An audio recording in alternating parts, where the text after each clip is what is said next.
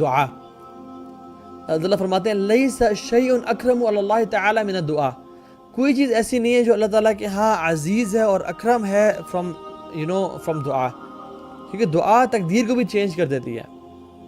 اور اس کا ہوتا کیا ہے بیسیکلی، کیوں تقدیر میں پہلے سے لکھا ہوتا ہے کہ یہ شخص اس پوائنٹ پہ اس کو مشکلات آئیں گی، یہ مشکلات کو حل کرتے کرتے تھک جائے گا، دعا نہیں کرے گا، حتیٰ کہ ایک پوائنٹ آگے جب یہ دعا کرنا شروع کر دے گا اور اس کا فیض اتنا زبردست ہوگا دعا پہ، تو اس کی تقدیر یہاں سے بدل جائے گی، کیونکہ اللہ تعالیٰ علام الغیوب ہے، وہ تو ہر چیز کو جانتے ہیں، اور وہ پھر اس طرح سے جو ہے نا اس کی تقدیر بدلے گی. دس از ہاؤ دعا ورکس.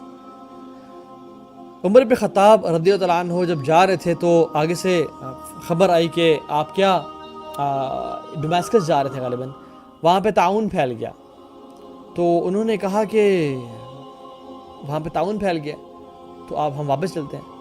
تو ابو عبیدہ ابن جراح رحمہ اللہ رضی اللہ عنہ نے فرمایا کہ فرارا من قدر اللہ، کیا آپ اللہ کی تقدیر سے بھاگ رہے ہیں؟ عمر بن خطاب کہتے ہیں کہ نفر من قدر اللہ تعالی الی قدر اللہ تعالی، ہم اللہ کی تقدیر سے بھاگ کے اللہ کی تقدیر کی طرف ہی جا رہے ہیں. مینز کہ اللہ تعالیٰ نے تقدیر میں لکھا ہوا تھا ہمارا مڑنا اور ہمارا اس دنیا میں سے مطلب ڈماسکس نہ جانا اور واپس پیچھے چلے جانا. تو سبحان اللہ، آپ دیکھیں کہ دعا جو ہے نا ہر چیز کو چینج کر دیتی ہے.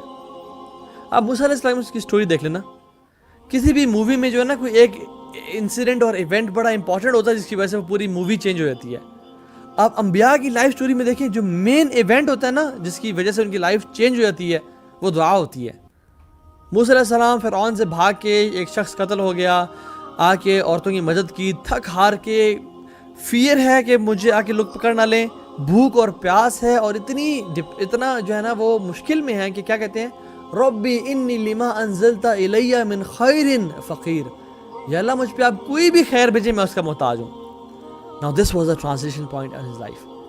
دعا کی اللہ تعالیٰ سے. اب یہ وظیفہ لے لیں، اس کو لکھ لیں اپنے پاس، جو شخص چاہتا ہے اس کی